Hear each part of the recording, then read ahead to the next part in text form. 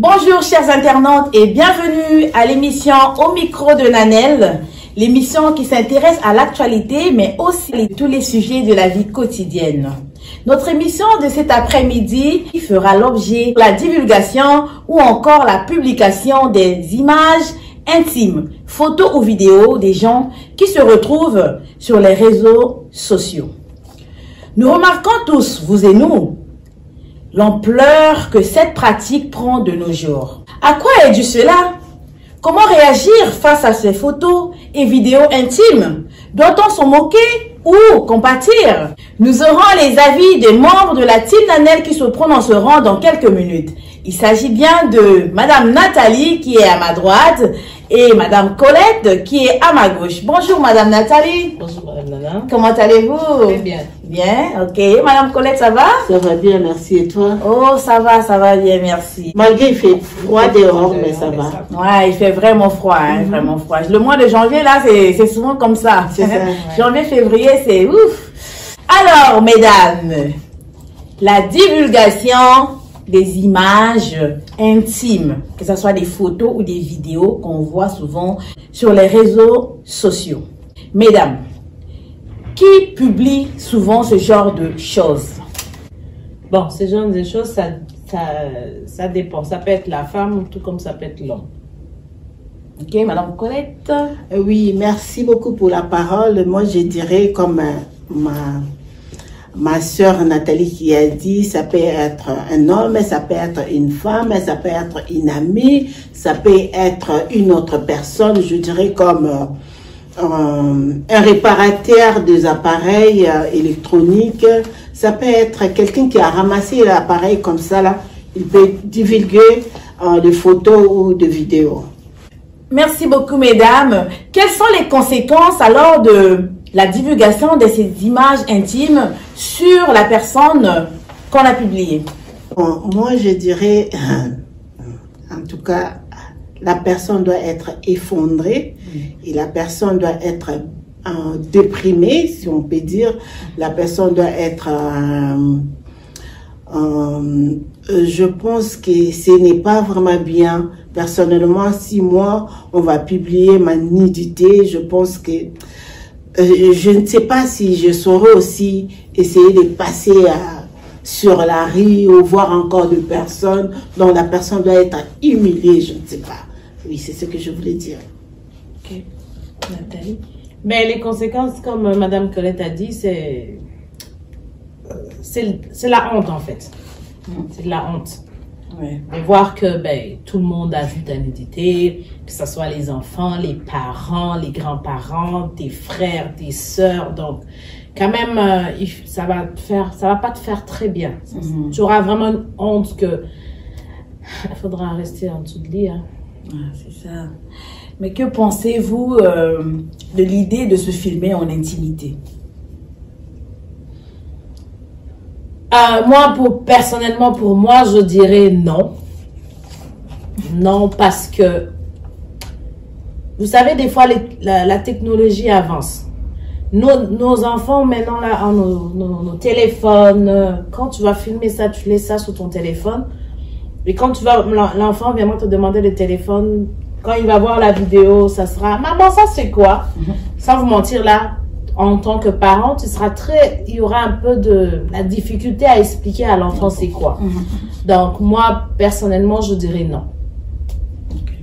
Madame Colette. Oui, merci beaucoup pour la question. Moi, je dirais non pour moi, mais je dirais oui aussi, parce que moi, je ne peux pas dire non en général aussi longtemps que les gens font cela selon leur consentement. Il y a d'autres personnes qui aiment se filmer quand il est entré en action. Je ne peux pas dire non, c'est ça que je dis. Mais personnellement, moi, je ne peux pas me filmer quand je fais l'acte. Mais les gens qui les font, bon, ils ont leur propre raison de se filmer, quoi. C'est ce que je peux dire. Ok, d'accord. Alors, mais pourquoi les gens arrivent à divulguer ce genre de vidéos intimes ou photos intimes sur les réseaux sociaux? Qu'est-ce qui les pousse? Qu'est-ce qui les motive à le faire? Merci pour la parole. Moi, je dirais, des fois, c'est la jalousie, la méchanceté et aussi des comptes à rendre. Parce que des fois, c'est... Ah, celle-là ou celui-là m'a déjà répondu mal ou j'ai un problème avec. Je vais lancer sa vidéo. Le problème aussi, c'est que comment lui, il parvient à prendre cette vidéo-là? Point d'interrogation. Ok.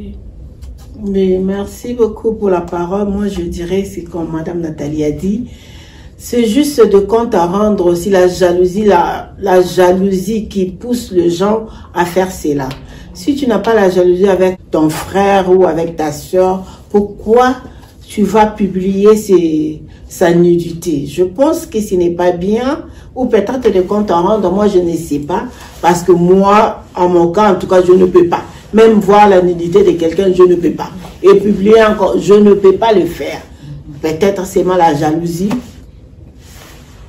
Il y a d'autres personnes qui veulent avoir l'argent, ils disent, donc si tu me le donnes pas cet argent-là, alors moi, je vais le publier. Donc c'est la haine, la jalousie, on peut y énumérer tous les mots là que les gens vous connaissez. Bon, maintenant pour les couples par exemple, quand il y a une séparation, un des partenaires publie leurs vidéos ensemble, parfois intimes là. Qu'est-ce que vous pouvez dire là-dessus?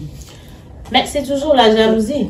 Parce que tu n'acceptes pas que ta partenaire ou ton partenaire aille chercher une autre personne.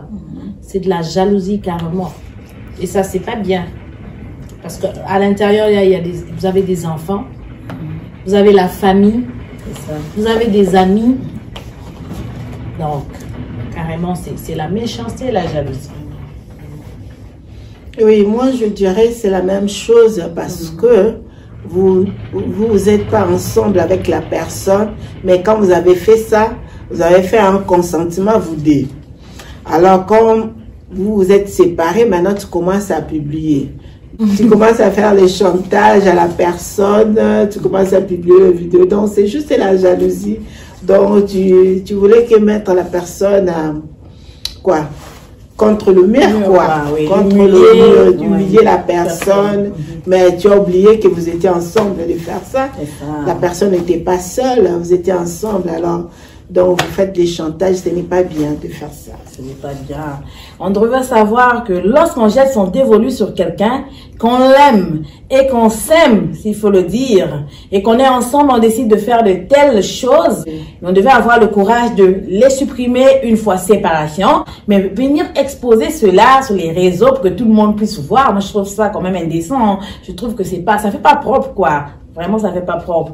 Et souvent, c'est lorsque le partenaire n'arrive pas à supporter la séparation, il n'arrive pas à supporter, donc c'est dit que non, il fallait vraiment que cette personne soit juste avec moi, et puis il le fait. Maintenant, dans le cas des réparateurs, les réparateurs des appareils électroniques, vous allez déposer votre téléphone, votre tablette, votre ordinateur ou je sais pas quel appareil, où il y avait des images dedans, et puis les images se retrouvent sur sur les réseaux sociaux. Qu'est-ce que vous pouvez dire à propos de ces gens-là?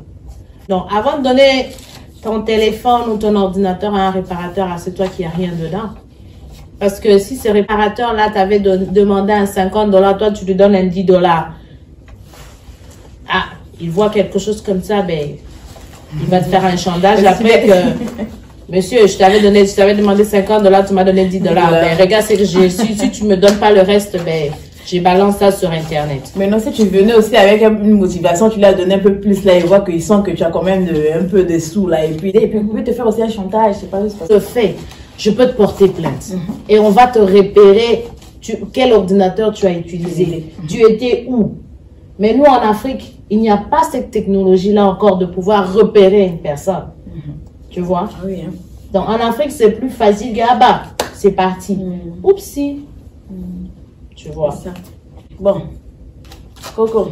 Oui, moi je dirais, pour le problème des réparateurs, je sais pas. D'abord, moi personnellement, si je vais aller déposer mon appareil chez un réparateur, you have to make sure, je veux make sure que mes vidéos de nudité, ça ne doit pas être là. Ou par mégarde, tu as donné et la personne a publié. Donc la personne comme réparateur, je peux dire, il ne sait pas ce qu'il est en train de faire. Parce que quand on fait quelque chose, il faut avoir la déontologie. Professionnalisme. Donc, la personne n'a pas de professionnalisme. Quand tu es en train de faire cela, donc, tu es en train de bafouer carrément ton travail. Parce que, oui, manque d'éthique professionnelle. Tu ne vas pas faire quelque chose sans mon consentement. Aussi longtemps que mes vidéos sont là, tu ne peux pas publier mes vidéos ou balancer mes vidéos pour que je puisse te donner l'argent. Non, ça c'est la malhonnêteté. Donc tu n'as pas le droit de faire cela ou tu ne connais pas ce que tu es en train de faire. Aussi longtemps, si on est en Afrique, on laisse. Mais ici, en tout cas, carrément, comme ma soeur vient de dire, Nathalie, donc carrément, on va t'arrêter. Hein. Tu vas perdre ton travail pour rien. Merci beaucoup. Oui, Madame Colette, vous avez dit que vous vous rassurez, les personnes devaient se rassurer de supprimer leurs vidéos, par exemple, dans leur téléphone avant de donner. Mais le problème, c'est que parfois, lorsqu'on supprime, ça reste dans, je sais pas, dans les disques durs, des appareils, dans des ordinateurs, téléphones, ça reste, on dit. Donc, ceux qui sont de la matière ont la capacité de pouvoir ressortir ces mêmes vidéos-là. Et là, maintenant, on fait comment? C'est ça que je suis en train de dire. Exactement, la personne qui répare. Il ne sait pas ce qu'il est en train de faire. Ça. Éthique professionnelle. Ou tu m'appelles, ou tu appelles la personne, tu dis que regardez, j'ai trouvé quand je suis en train de réparer, j'ai trouvé quelques vidéos qui n'est pas bien. Alors, qu'est-ce que je peux faire? Je le supprime ou je le garde? Ça, on comprend. Mais toi, tu vas commencer à balancer. Non, ça n'a pas de chance. On peut laisser ça. Je pense que ça peut gêner pour la réparation. Ou si tu vois les vidéos, tu ne peux pas réparer l'appareil, tu m'appelles, je viens pour récupérer mon appareil. That's it, that's all. Je pense que c'est ça. D'accord. Donc, chers réparateurs, vous êtes payés pour réparer les appareils et non pour vous ingérer dans la vie privée des gens. Soyez indulgents, respectez la vie privée des autres personnes. On vous fait confiance en vous donnant nos appareils. Vous devez garder votre éthique professionnel. Soyez intègres et respectez l'éthique de votre profession. Valorisez votre profession. Évitez ce genre de choses. Merci. Ça ne valorise pas votre profession en faisant cela. Nous tendons vers la fin de notre émission, mesdames. Un mot à tous ceux qui nous regardent. Bon, je dirais merci à tous ceux qui vont suivre cette émission. Assurez-vous de bien loguer vos téléphones, vous qui vous filmez dans vos moments d'intimité. S'assurer que tu n'envoies pas ça à une amie. Parce que l'amie là, enverra ça aussi à une autre amie. Donc la chaîne, elle sera très longue. Et les pots cassés, ça sera très difficile. Imagine-toi qu'il y a un verre qui se casse.